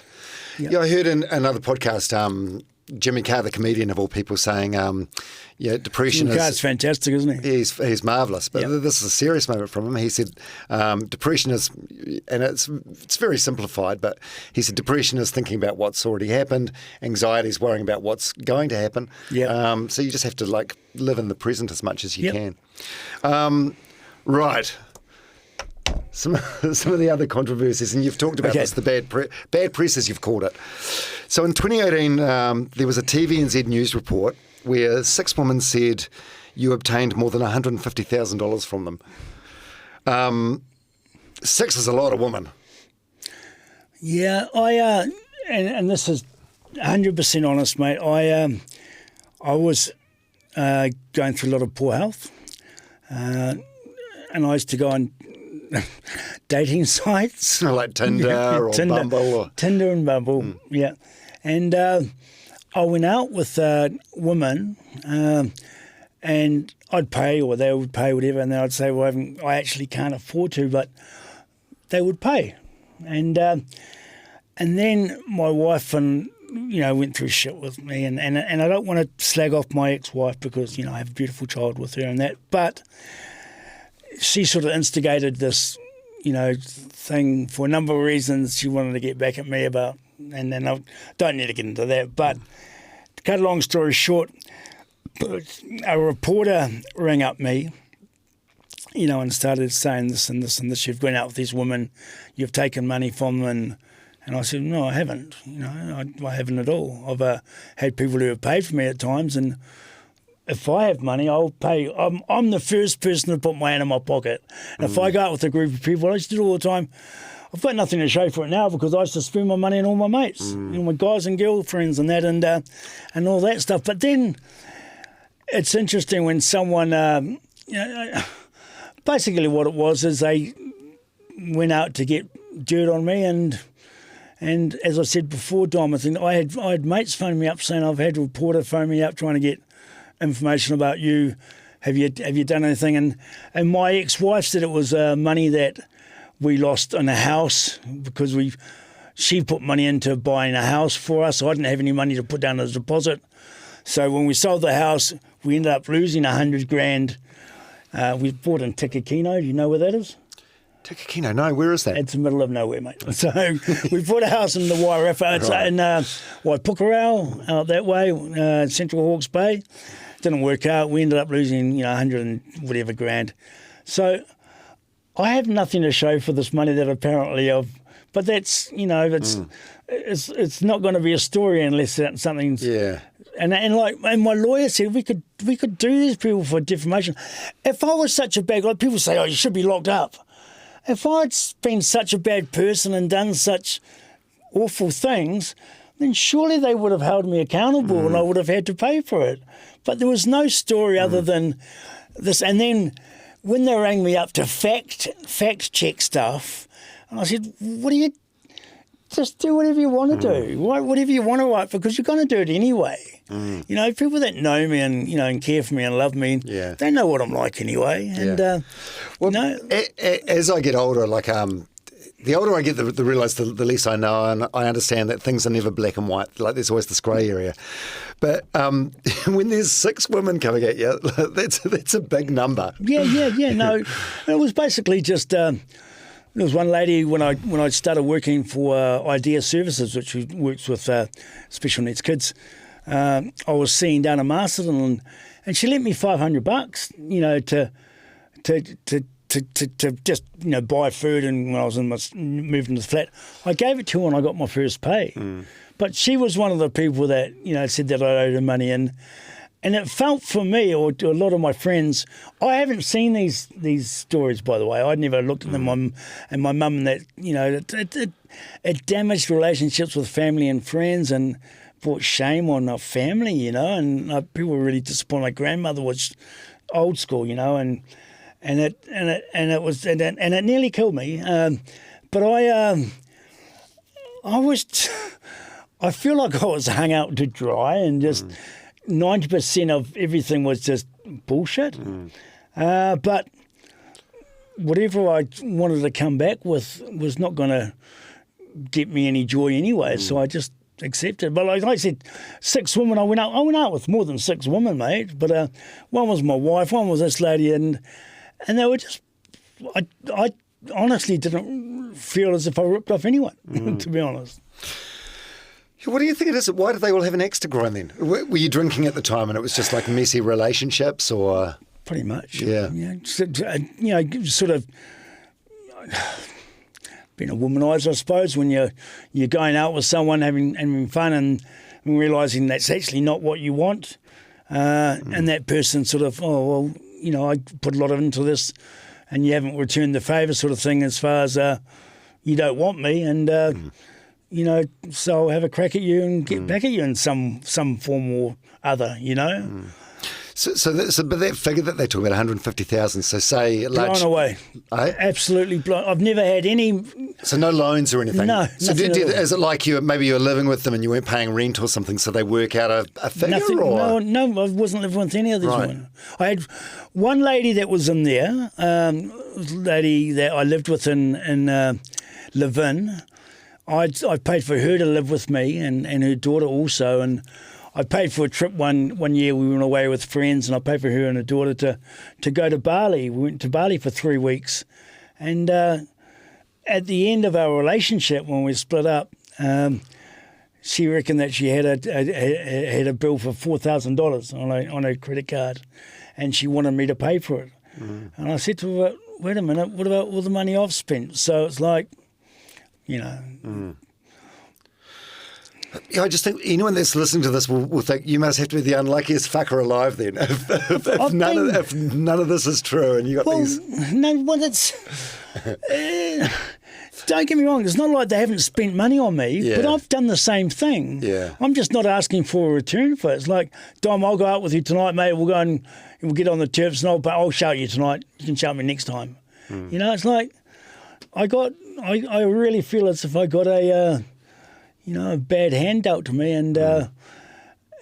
but that sells stories. And you know, I was speaking to Dennis Katsanos, you know, the guy who's, you know, a good friend of mine who's a commentator on Sky and et cetera, and he said to me he saw that documentary or that article about me, and it was awful. He said it was awful. I felt so sorry for you, but he said I've seen where reporters have interviewed someone, and then their interview and the questions they asked have been totally changed around to make out that you're ex whatever, you know, and I just felt like I didn't get a fair sort of crack of the whip sort of thing. I think that's part of the reason for the international rise of like podcasting in recent years, just because the mainstream media, they have their sort of agenda or their narrative, and that's what they want to follow. Yeah. So they might ask you for your side of the story, but they've already got the story sort of narrated or the angle they want to go with. Yeah, 100%. And that's I mean, but I've seen it in sport all my life, where I've seen reports on games that I've been at and watched, and the reporter's done a report on the game, and I'm thinking, well, what game were you at? You know, so anyway. So there was another story in 2018, same year, about your relationship with an 85-year-old live-in woman. Oh my gosh, love it to bits. There's a lady called Patty. And, so how old are you at the time? So 2018. So 7 years ago. So you're 48. Yeah. 48. Yeah. So she's 85. Yeah. Patty lives in Levin. Her husband had passed away. So I was selling real estate in Levin at the time. So she used to get I used to have these two special needs, a couple that used to, each month, my zone, they would go and, you know, I'd do a newsletter it was pretty. I used to put a menu and interview someone, in the local community, and I used to love it, but I was probably ridiculously poor at doing it. But I used to have 1,000 flyers each month that would be handed out by these friends each month, and 1,000 households, and basically selling me as a real estate agent, and having a bit of a newsletter to go with it, just to give them something to read. And this lady called Patty phoned me up and said, Michael, my husband's passed away. Would you like to come and chat to me about my house, what I should do with it? Patty was 35 years older than me. And from the first day I met her, fell in love with her as like a mother type figure. And she sort of, used to tell me about her ex-husband, used to be a boxer. English guy, came out, she had these 2 little dogs. And I ended up telling her to keep a house. She's got a beautiful home. It's lovely here. Don't sell it. Just you're here. You've been here for the last 50 years. Stick it. But we became great mates. So when I left Live-In, even when I was in Live-In, I used to go and eat with her. She'd come around to my flat. I'd go around and see her. That person who did this interview or this story tried to imply that I. She tried to imply that I was having a physical relationship with Patty, and I said to her, "She's like my mum, it's sick, and it's just ridiculous shit, Patty, when I was really unwell, Patty helped me financially. She gave me $8,000 in total, and that was to say, I just want to help you, and I never gave it back to her. We were best mates. I used to go and stay with her at Christmas and New Year's, and she would come and stay at my place. And we were just like a son and mum type thing, and that was it. But her family cut me off because they didn't like that we'd become so close, and Patty was always on about me and that sort of stuff. And that was that. That was basically that. They approached, after seeing the first article, they approached the reporter and said, he's taken money from this old lady who's part of our family. Yeah, because in the article it said records showed she transferred nearly $20,000 to Utting over the last couple of years. Yeah, it was nowhere near that. Yeah. But she helped me. And and if it wasn't for her, Dom, I'd be on the street, I was selling real estate. You don't get paid if you don't sell. And I spent about, in the space of 2 years, I had like over 20 stays in hospital with my heart issues and that. So Patty was my lifesaver. She was cool. And I've got no bones about telling people that. Yeah. Is she still alive now, or has she passed away? She's in a home now. Yeah. She's got dementia coming on. So they put her in a home. And the family have basically said, I can't have anything to do with her. She phoned me for months. She used to, and I used to always love chatting to her and that, but then I said to her, we can't. Just not, like I said before, I've cut out a lot of people in my life because of the shit that came with it. I love Patty to bits. I still love her to bits. But yeah, that's... Do you regret taking, even if she was offering it or almost forcing it, do you regret taking the money from her? I do, yeah, definitely now, but at the time I had nothing. She wanted me to live with her as well. Like, she's going, you can move into my flat or into one of the rooms. And I said, I don't want to do that. But we had a relationship. She was my best mate. Yeah. She was actually my best mate for years, and it broke my heart to have to, sort of close the door on our relationship because we were best friends. We used to play backgammon together and go for walks and walk the dogs. And yeah, I suppose, like from me sitting here, and I suppose anyone watching this or listening to this will feel the same way. So my mum's in her 70s. Yeah. She's still sharp as a tack, but if she formed a relationship with a young dude, I'd want to keep a close eye on it, but I think I'd be okay with it because I know my mum can make her own decisions. But as soon as like financial transactions were taking place, that's when I'd be like, okay, something's not quite right here. Do you know what I mean? Yeah, no, I totally understand where you're coming from. And just to answer like I just did, yeah, Patty helped me out financially. She was able to help me out, and she wanted to. And I didn't say, oh, yeah, give me money or anything like that. But when I was in hospital and she came to see me and she said, look, how are you going to pay your rent? I said, I don't know. So she goes, let me help you. And she was in a position where she could help me. I couldn't help myself. And she was my mate. I would have done the same. I've helped so many people in the past. I'm not going to ask for anything back in return, but I'm being honest with you. I love Patty to bits. We had a relationship that was like a mother-son.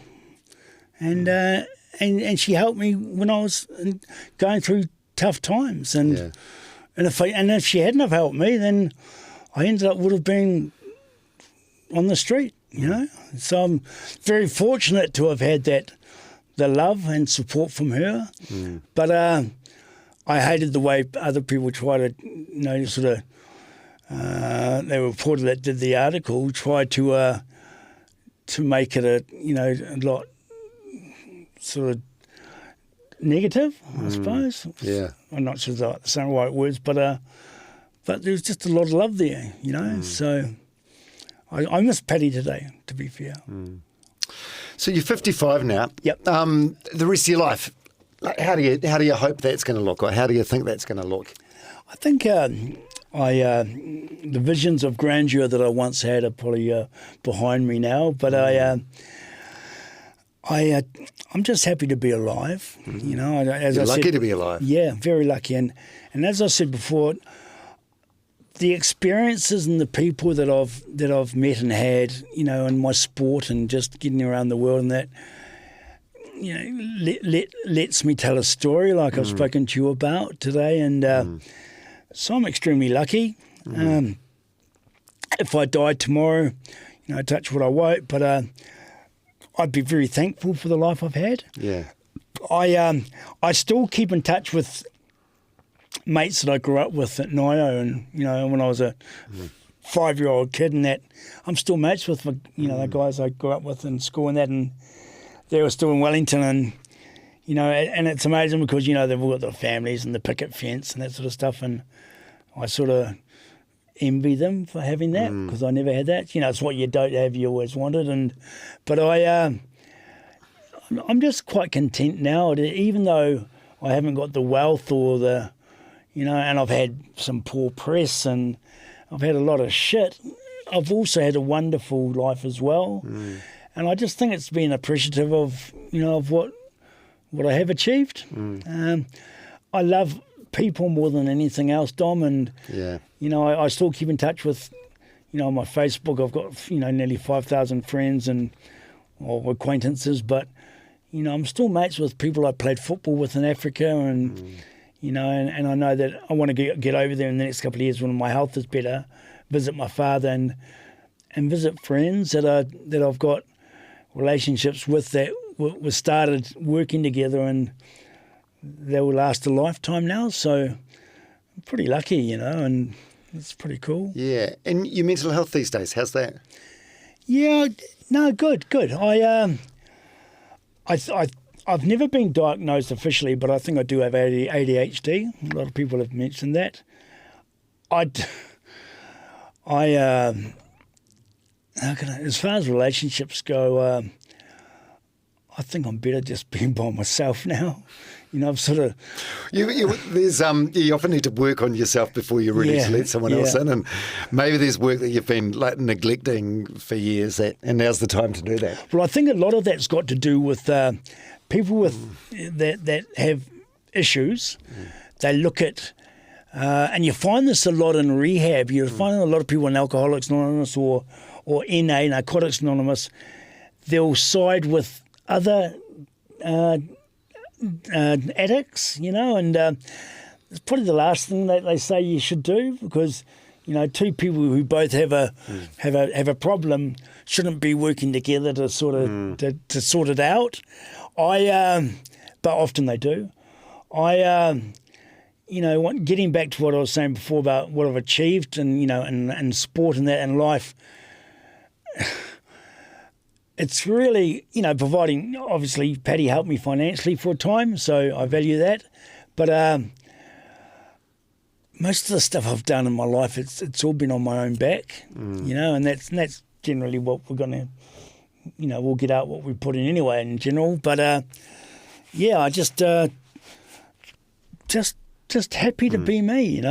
Just I don't know what tomorrow brings, but I rather than thinking about tomorrow or yesterday, I'm quite happy in the now. Just thinking about today, what's good for me today. Like, this morning I woke up and I was didn't have a great sleep because of my friend passing, committing suicide, but I was really excited about coming and speaking to you. Were you nervous or just excited? I'm not nervous at all, mate. And I tell you, like I said, going back to that Brazil game, before the Brazil game, and coach goes, "Do you want to say anything?" And I remember we were in the toilets, and Chris Zorzic, our captain, I think he was thrown up in the toilet next to me. I couldn't see him for cubicles.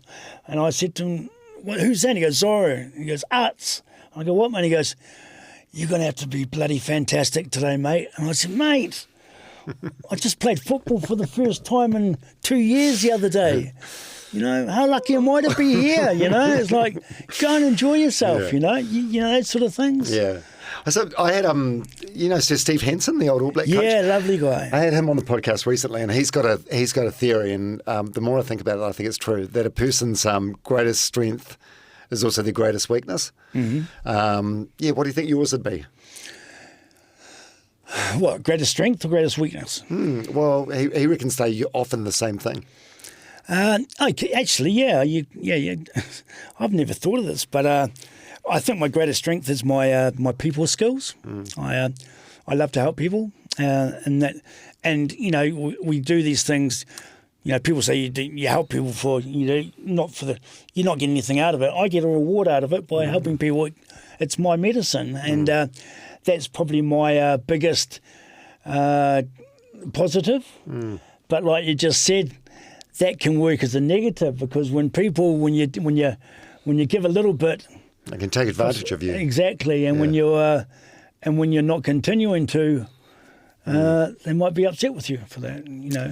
If that makes sense. Yeah, no, it does make sense. What would you have said? What would you have said your biggest weakness or your biggest flaw is, or your worst habit?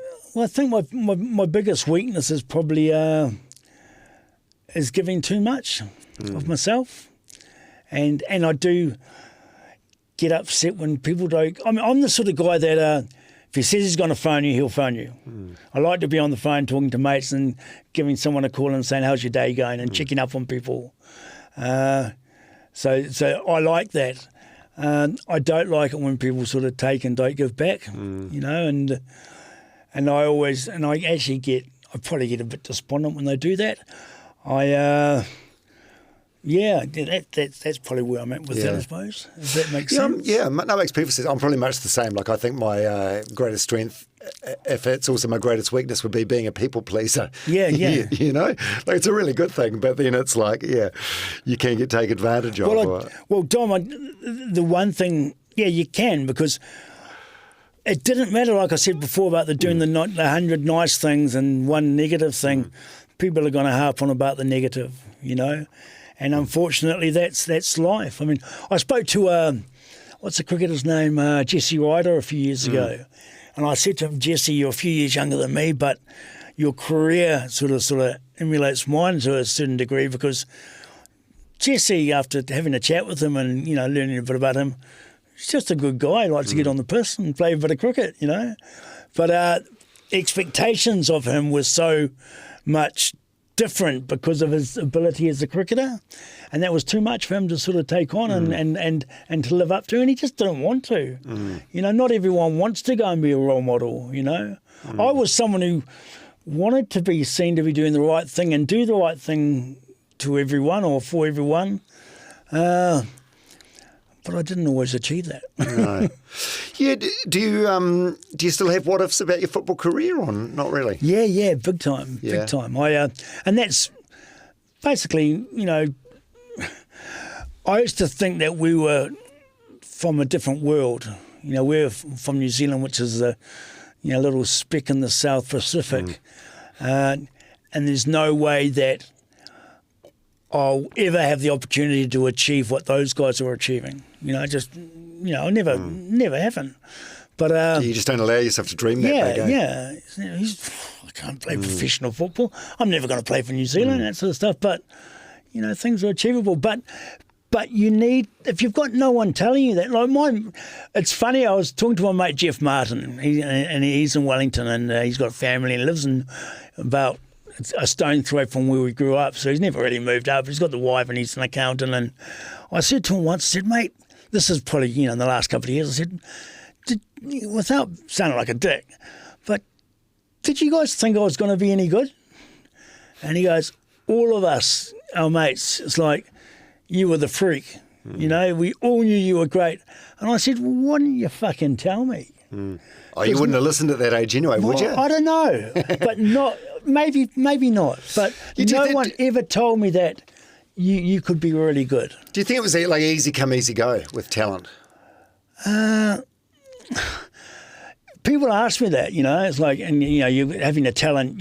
You can't be a great player without talent. Doesn't matter how hard you work. If you don't have the talent, you're not going to do it. You've got to have the other stuff that goes with it. Hand-eye coordination, natural coordination, all that stuff. Yeah, so you need that. So that's only going to get you so far, though, right? Yeah, exactly. I mean, I also, as much as I say I was a bit of a slacker and I used to get on the piss and that sort of stuff, mate, I trained harder than anyone. I trained really hard, and be doing 1,000 sit-ups at a training session, that sort of stuff, and busting my guts and running, doing doggy sprints and that sort of stuff, and doing extra stuff and plyometrics and that sort of stuff. So, although I think I probably underachieved, I still worked bloody hard. You have to get to that level I got to. But as I said a few times now, my biggest disappointment is that I and I believe that everything happens for a reason. So this is how it was meant to go. So all the good and the bad that I've been through, that's how it was meant to go anyway. You can change those things by acting in certain ways, but generally your life will be planned out. The doors will open in certain ways for you. But what am I saying? I don't know, just if I'd had someone supporting me, I think I would have been a lot different. And I've seen a lot of people in sport and life that have achieved. I had a mate of mine who used to play for Wellington cricket, and I thought he was a pretty average sportsman, but he was the captain of our cricket first 11 at school, and he was the captain of the rep team soccer, and his dad was a big gun, in business. And so he got all these sort of backhanders, I suppose, to help him get to a certain level, but that's as far as he could go because he didn't have the rest, I was lucky that I had that little bit of icing on top. That X factor. Yeah. So, yeah. What about regrets? Just a lot of things. I don't so much have regrets as far as I can't change what's happened. I don't. If I could, I would have. I would have done a lot of things different. I would have made a lot of choices, different choices, and but I don't regret what I've done because it's given me it's given me the opportunity to sit down with you today because of the choices I've made. When was the last time you cried? I cried this morning, actually. Oh, about your mate. Yeah. Oh, mate, I'm a shocker when it comes to movies. I'll cry. If I don't fall asleep, I'll cry normally. One or the other. I normally, because just working with special needs kids, I often go to the movies with them, and we're normally watching something which is at a PG-5 sort of thing, and some of those Pixar movies, they're very emotional. Yeah, like the old man and the boy in the house with the balloons and up. Oh yeah, I know. That gets me going every time. But I. Mate, I'm a big softy, you know. The worst thing about that stuff, with the bad press, and this is something that I really want to let you know about, is I've got big shoulders, and as much as it hurt me, and it did really scar me emotionally, just the thought of what it did to my family, and that for me is crushing. My grandmother was married a couple of times, and she put 2 husbands, in the ground, and she was old school. I went to visit her one day, and she's like 80 years old, and I've gone down to Christchurch to visit her in the winter, and she's out the back. Her husband's inside in front of the fire, and she's out the back chopping wood. She's 80 years old. She's That's old. amazing. That's goals, eh? That's what you want to be. But she, but I let her down. And that for me is a heartbreaker as well. How close are you? If you had to put a number on it, like between 1 and 10 or 1 and 100 or whatever, how close are you to being the best version of yourself? Mentally, spiritually, physically. I think in certain areas I'm doing very well. One of those has just been my grounding now. I'm a lot more grounded. It's funny when you've got lots of money and you've got all these things and all these doors that can open and all these people wanting a bit of you and the phone never stops. You think you're unbeatable, but when I get to where I am now after being through all this shit, I realise that the best version of me is just a watered down, humble. I can still tell the stories on that and think, gosh, I'm lucky to be here. But my biggest joy is watching my daughter. She's she's just the most amazing thing I've ever imagined having in my life. Yeah. And I coach kids still out at West Auckland, and that's a huge buzz for me. But just being, just not having the highs and lows now is probably the best thing for me now. So, in a way, keeping things at a smooth 5 out of 10. Yeah, not having the dramas is huge for me now, and I've been, everything I've done has been, and everything that's happened to me has been my doing. So don't get me wrong, all the good things that came my way have been my doing, but all the bad things have been my doing as well. To a lesser extent, I feel that I could have done a lot of things a lot differently, but that's life. So now, just and as far as like where am I at now, with with how much of me is a positive, I going for walks with my addict friend is a positive. Coming home at night and having a quiet night. I go to bed early now because I just normally get on my phone and watch a bit of YouTube, play some Mahjong online, and just have a really, really easygoing existence. Yeah. I don't go out. I don't go out at all. Well, it seems like in a past life you were attracted to the chaos, and it didn't serve you well. Well, I think what it was, Dom, is. More than anything was this loneliness, I think, when you're lonely and you're playing sport and you've got lots of money and, the people that, the hangers-on and that sort of stuff aren't probably good for you, It's funny, I'm still mates with a girlfriend that I had in South Africa. We used to go to church together on a Sunday to one of these big happy clappy churches. We used to have their flags, and I can't even remember what denomination it was, but we used to go and pray and jump around, and I only went because I met her, she was beautiful, and I thought, well, play my cards right and keep going to church, I might get a date. And we ended up going out for a while, and then I left South Africa and didn't go back. But she contacted me years later, probably about 10 years ago, and we're still good mates, So, as I said before about, people in relationships, I've been pretty lucky with what the sport's given me. Yeah. Are you someone you'd want to go and have a coffee with? Well, let me put that in. Are you proud of yourself? Yeah, I am. Yeah. Although I've been through shit, and it nearly killed me. I nearly felt I should take my own life. And then I thought, well, if I take my own life, who's missing out on me? And first and foremost is my daughter, my family. I've had shit in my life, so all I can do is today try to be a cool guy and try to be a nice guy and supportive and loving, and then do the same tomorrow. And if I can eliminate the things that hinder that opportunity, like the drinking and that, then I'm doing okay. You know, I think now a big thing for me is not expecting too much. You know, and the little things in life are worth a lot. Hey, well, thanks for the chat today. It's been almost 2 hours. It's been fun. So people can listen to this or watch this and they'll make their own mind up about you.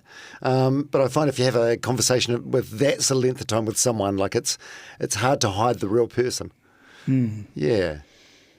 Yeah, I hope it's been okay. I mean, I think, I've really enjoyed it today. Thank you. Yeah. Oh, it's been great.